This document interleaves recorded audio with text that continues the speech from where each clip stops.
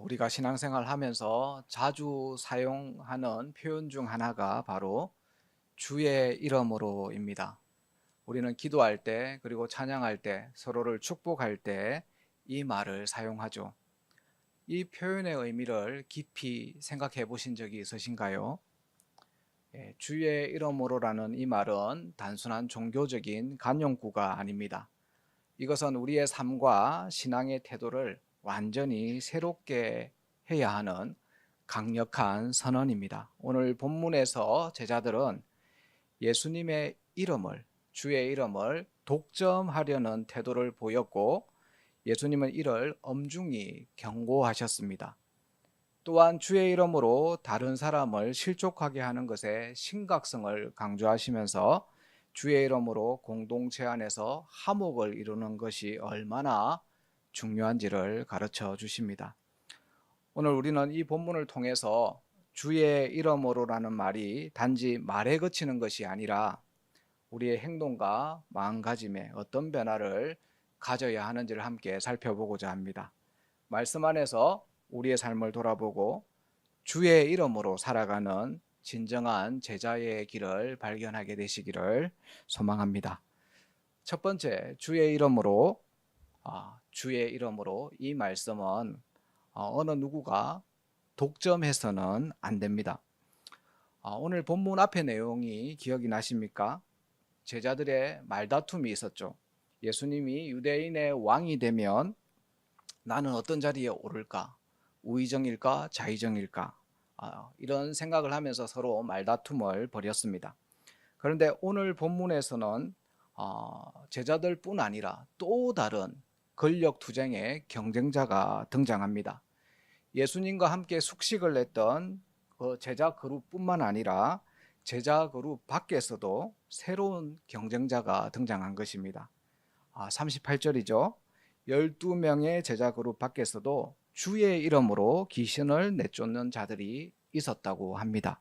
그래서 요한이 예수님께 말하죠. 우리를 따르지 않는 어떤 자가 주의 이름으로 귀신을 내쫓는 것을 우리가 보고 우리를 따르지 아니함으로 금하였나이다. 요한의 말 중에 우리라는 단어가 3번 나옵니다. 여기서 우리는 그들의 폐쇄성을 아주 잘 드러냅니다. 자신들만 예수님 곁에서 사역할 자격이 있다고 생각하며 다른 사람들을 배제하려고 한 것입니다. 우리가 보고 우리를 따르지 아니함으로 금하였나이다. 그러니까 이 말은 우리를 뭘로 보고 우리는 너희를 절대로 인정하지 못해, 이런 말이죠. 그래서 요한은 그들을 저지했다고 합니다. 그들을 왜 막았을까요? 38절을 자세히 보면 이유가 등장합니다. 우리를 따르지 않아서라는 표현이 2번이나 반복됩니다. 상반절에 그들에 대해서 우리를 따르지 않는 어떤 자라고 전제하고 있고요. 그리고 후반절에 우리를 따르지 아니함으로 그들을 금하였다고 계속해서 반복해서 강조하고 있습니다. 그러니까 제자들이 그들을 금지시킨 이유는 그들이 귀신을 내쫓았기 때문이 아니라 그들이 자신을 따르지 않았기 때문입니다. 제자 그룹에 속하지 않았기 때문에 반대를 위한 반대를 한 것입니다. 앞서 변화산 산 아래에서 자신들은 귀신을 내쫓는 일에 실패를 했는데 전혀 이름도 없는 어떤 사람이 축기 사역을 성공적으로 수행했으니까 이 사실이 얼마나 위협적으로 느껴졌겠습니까? 예수님의 능력, 그러니까 예수님으로부터 얻게 될 그 영광, 이게 자신들만의 전유물로 생각을 했었는데 그게 예수님 앞에서 발각이 된 것이죠. 제자들은 예수님께서 주신 능력을 자신들만 사용할 수 있는 특권으로 여긴 것이 분명해 보입니다. 우리 인간들은 종종 자신만 특별하다라는 의식을 갖게 되는데요. 이러한 태도 때문에 문제가 발생합니다.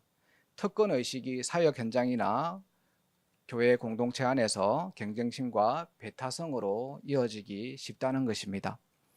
그러나 이런 생각은 예수님 앞에 서면 늘 부정당하게 되어집니다. 예수님이 요한에게 이렇게 말씀하시죠. 이어지는 39절과 40절 말씀입니다. 예수님은 오히려 그들을 금하지 말라 이렇게 말씀하시면서 우리를 반대하지 않는 자는 곧 우리를 위한 자라고 말씀하십니다. 이 말씀은 아주 상식적인 말씀이죠. 내 친구의 친구는 나의 친구고 내 친구의 원수는 나의 원수다라는 말로 생각할 수 있습니다. 그들이 귀신의 편이라면 어떻게 귀신을 내쫓을 수 있겠습니까? 사탄이 사탄을 내쫓을 수 없지 않습니까? 사탄은 예수님에 의해서 머리가 박살날 운명이지 자기들끼리 자중질환으로 무너지지 않습니다. 그러니까 귀신을 내쫓은 이 사람은 예수님의 친구이니까 제자들의 친구인 것이 분명합니다. 그래서 예수님은 금하지 말라라고 말씀하심으로 제자들의 잘못된 생각을 기각시켜 버립니다. 이 가르침은 오늘날 교회에도 중요한 메시지를 줍니다. 그게 무엇입니까? 주의 이름으로 하는 일은 독점할 수 없다는 것이죠. 하나님의 일은 특정한 개인이나 특정한 집단에 국한되지 않습니다. 특정한 교회나 특정한 교단에 갇히지도 않습니다. 주의 이름으로 하는 일은 그리스도께 속한 모든 사람에게 열려 있습니다. 예수님의 이름으로 행하면 어디서든 그 능력이 나타납니다. 그런데 오늘날 교회의 모습은 어떻습니까? 아주 폐쇄적입니다. 교회끼리 서로 경쟁자로 여기거나 배척합니다. 예를 들면 장로교나 감리교가 서로의 신학을 무시하는 경향이 있습니다. 칼빈과 웨슬리를 서로 경쟁자로 만들어 버립니다. 이러한 태도는 복음의 능력을 약화시키고 세상 사람들이 보기에 서로 다투고 싸우는 것으로밖에 보이지 않습니다. 또 오늘날 교회는 정치적 성향에 따라서 폐쇄적인 태도를 취하기도 합니다. 제 생각에 이 시대의 사탄의 전략은 교인들의 정치색을 더욱 짙게 만드는 것이라고 봅니다. 기독교인의 정치 참여는 필요하죠. 그런데 한국 교회가 신앙 공동체인지 정치 집단인지 이게 구분이 안 된다는 게 큰 문제입니다. 경상도에서 설교하면 아멘이 쏟아지는데 그 설교를 전라도에서 하면 아멘이 나오지 않습니다. 반대로 전라도에서 아멘 하는데 경상도에서는 아멘 하지 않습니다. 그런 설교는 복음이라고 볼 수 없습니다. 교회가 주의 이름과는 아무런 상관없는 일에 목숨을 거는 것 같아서 너무나 안타깝습니다. 더 안타까운 사실은 그들이 주의 이름을 독점한다는 것이죠. 자신들만 진짜 교회고 자신들의 주장에 동의하지 않으면 가짜 교회라고 말합니다. 주의 이름은 보수 세력에게도 독점되지 않고 진보 세력에게도 독점되지 않습니다. 교회 여러분, 주의 이름은 독점되어서는 안 됩니다. 독점이 아닌 그 반대가 되어야지요. 폐쇄성과 배타성을 극복하고 주의 이름으로 연합해서 우리는 영적 전투에 나가야 합니다.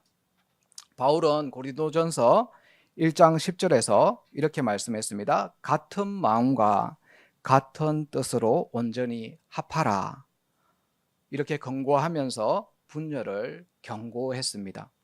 근데 현실에서 연합하는 것만큼 힘든 일이 없죠. 그럼 어떻게 연합할 수 있을까요?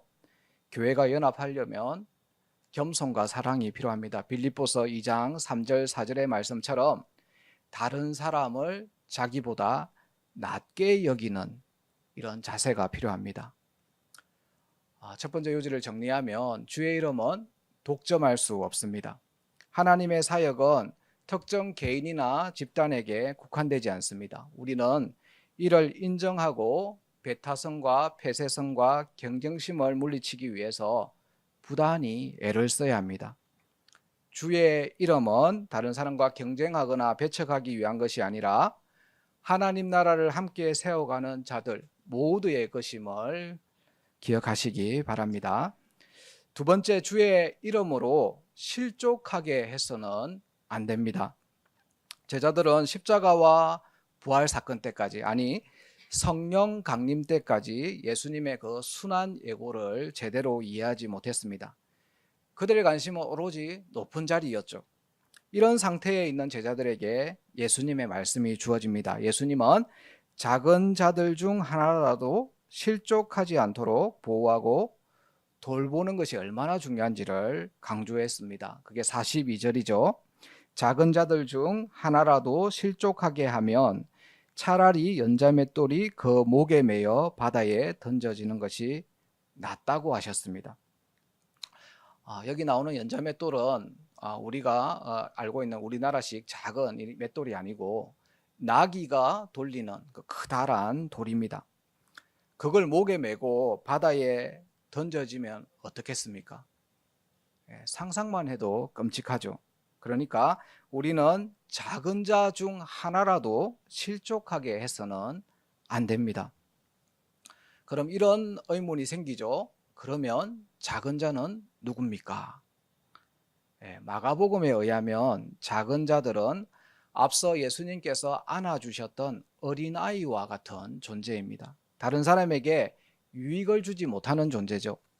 다른 사람에게 유익을 주지 못하는 믿음이 약한 사람, 그리고 공동체 안에서 소외되기 쉬운 사람을 의미합니다. 예수님은 이런 별 볼 일 없는 사람이라 할지라도 그들을 실족하게 해서는 안 된다고 말씀합니다. 여기서 실족하게 하다라는 동사는 단순히 죄를 짓게 해서 누군가를 걸려 넘어지게 한다 이런 의미를 넘어서서 그의 믿음을 흔들어서 그가 믿음의 공동체에서 멀어지게 만드는 것을 말합니다. 그러니까 그 사람의 제자도를 쓸모없이 만들다는 뜻이죠. 제자도를 쓸모없이 만들다, 이게 무슨 말입니까? 연약한 자를 낙심하게 해서 예수님의 길을 따라가는 교회 공동체에서 떠나게 만드는 것을 말합니다. 남편 때문에 이혼을 고민하는 교우가 있어요. 그 교우에게 이혼은 하나님의 뜻이 아니니까 네가 해결해야 된다, 네가 잘못했어 라고 말한다든지, 경제적인 어려움에 처한 사람에게 그가 가난한 이유가 게으르기 때문이라고 소문을 낸다든지, 초신자에게 아직도 그것도 모르냐면서 면박을 줍니다. 이런 말들은 연약한 자들을 실족해 해서 교회를 떠나게 만들고 신앙생활을 멈추게 만듭니다. 그들이 왜 교회를 떠납니까? 상처받아서 떠났다라고 말합니다. 교회 안에서 배타적이고 폐쇄적인 태도로 인해서 누군가에게 소외당해서 떠납니다. 앞서 제자들이 우리라는 이 테두리를 만들어서 자신들만의 공동체를 형성하려고 했던 것처럼 교회가 이 연약한 자들을 실족하게 하면 그들은 교회를 떠납니다. 오늘 말씀은 그걸 연자맷돌을 목에 메어서 바다에 던져질 일이니까 조심하고 또 조심하라고 경고합니다. 이어서 예수님은 제자들에게 손과 발과 눈과 같은 이 신체 부위를 비유로 들어서 공동체 안에서 실족하게 하는 일에 대해서 더욱 강력하게 경고하십니다. 43절부터 48절에 나오죠. 만일 내 손이 너를 범죄하게 하거든 찍어버리라. 장애인으로 영생에 들어가는 것이 두 손을 가지고 지옥 곧 꺼지지 않는 불에 들어가는 것보다 나으니라. 45절 만일 네 발이 너를 범죄하게 하거든 찍어버리라. 47절에 만일 내 눈이 너를 범죄하게 하거든 빼버리라. 우리는 이 말씀 보면 고민합니다. 이 말씀을 문자 그대로 받아들여야 할까? 문자 그대로 받아들여야 할까요? 그렇다면 우리 중에 신체가 성한 사람이 한 사람도 없을 겁니다. 아니 손과 발을 자르고 눈을 빼버린다고 해서 죄를 짓지 않을까요? 다른 사람을 실족하게 하지 않을까요? 장담하기 힘들죠. 도박에 중독된 사람이 손이 없다고 도박을 그만두나요? 오른손이 없으면 왼손으로 도박을 하고 왼손도 없으면 발가락으로 도박을 한다고 하잖아요. 이 말씀에 대한 문자적인 적용은 동의하기 어렵습니다. 이 말씀이, 이 경고가 비유라는 것을 기억하시기 바랍니다. 비유는 문자적인 해석이 아니라 삶의 적용점을 찾는 것이 더 중요합니다. 오늘은 이 비유를 개인적인 차원이 아니라 공동체적인 차원에서 한번 적용해 보려고 합니다. 공동체적인 차원에서 손과 발과 눈은 주님의 몸된 교회에 붙어있는 각 지체를 의미한다고 볼 수 있습니다. 손과 발과 눈이 범죄하게 한다고 문자 그대로 잘라버리고 빼버리면 안 된다고 했죠. 내 손과 내 발과 내 눈이 범죄한다고 바로 제거하지 않듯이 교회에 붙어 있는 각 지체들도 조금 부족하다고 소외하거나 제거해야 될 대상이 아니라는 것입니다. 오히려 그들은 우리가 함께 가야 할 존재들입니다. 예수님이 이 비유를 통해서 말씀하시고자 하는 핵심은 교회의 연약한 구성원들을 온전히 받아들이고 그들의 회복을 돕는 데 힘쓰라는 데 있습니다. 종종 교회는 스캔들에 휘말립니다. 왜냐하면 교회 안에는 다양한 사람, 그리고 다양한 생각, 다양한 강조점, 다양한 성품을 가진 사람들이 모인 공동체이기 때문이죠. 그렇기 때문에 교회 안에는 생각보다 자주 실족해 하는 일이 일어납니다. 주의 이름으로 일하다가 실족하는 이들이 현실적으로 존재하고 있습니다.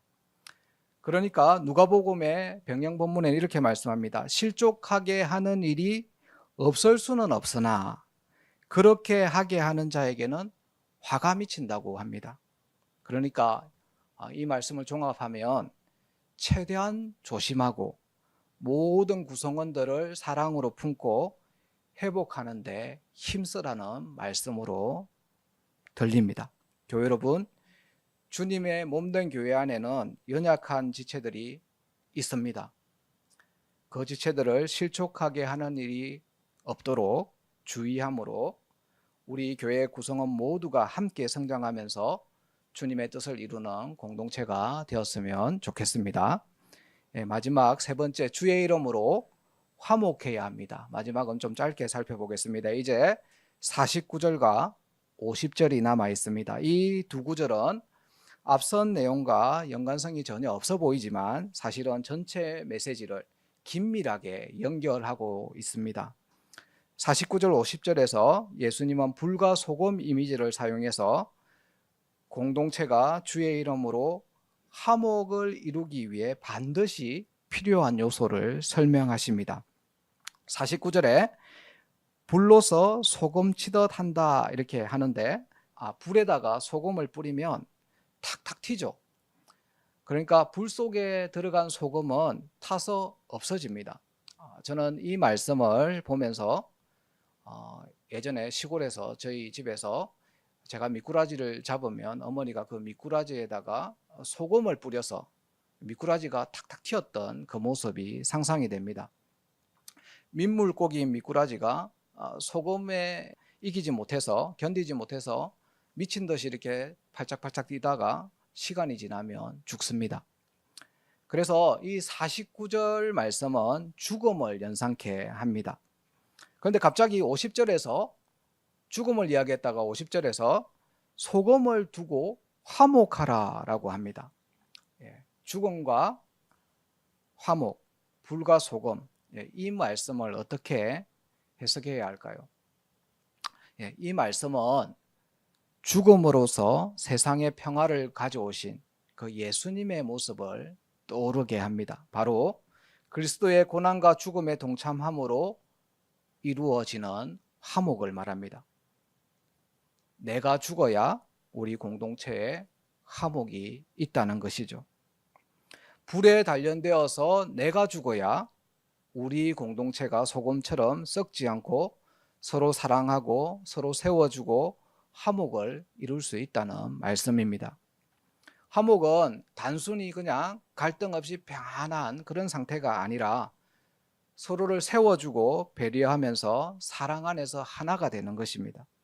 교회 안에 갈등이 발생할 때 그걸 해결하지 않고 방치해두고 가만히 두면 점점 골마가다가 결국 썩어버립니다.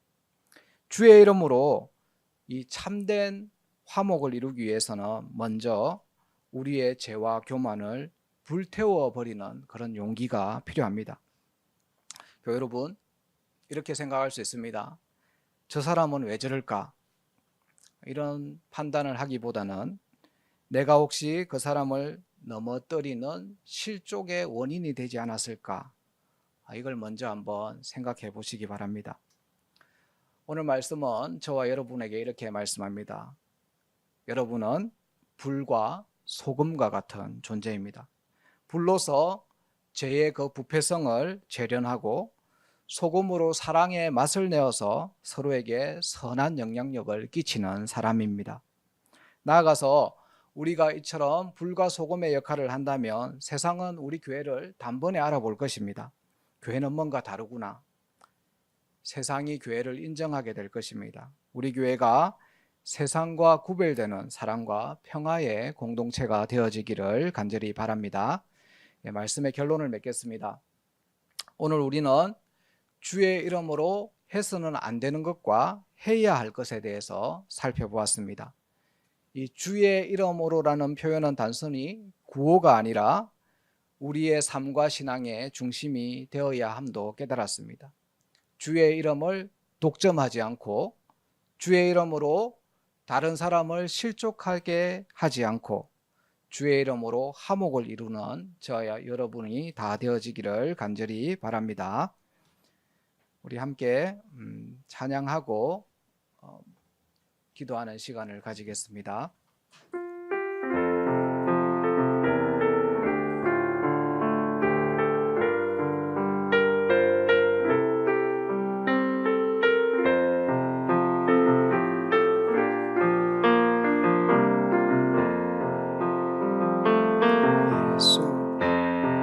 예수의 이름으로 나는 일어서리라. 주가 주신 능력으로 나는 일어서리라. 원수가 날 향해 와도 쓰러지지 않으리. 주가 주신 능력으로 주가 주신 능력으로 주가 주신 능력으로 일어서리. 예수의 이름으로 예수의 이름으로 나는 일어서리라. 주가 주신 능력으로 나는 일어서리라. 원수가 날 향해 와도 쓰러지지 않으리. 주가 주신 능력으로 주가 주신 능력으로 주가 주신 능력으로 일어서리. 마지막으로 한 번 더 찬양하겠습니다. 예수의 이름으로 예수의 이름으로 나는 일어서리라. 주가 주신 능력으로 나는 일어서리라. 원수가 날 향해 와도 쓰러지지